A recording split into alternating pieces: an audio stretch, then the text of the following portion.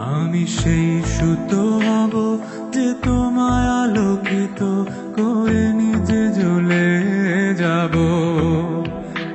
আমি সেই নৌকো হব যে তোমায় পার করে নিজে ডুবে যাব। হব সেই চোখ যে তোমায় দেখে বুঝে যাব। হব সেই সুর যে তোমায় মাতিয়ে করুণ হব। হব সেই চাঁদ যে হয়ে গেলে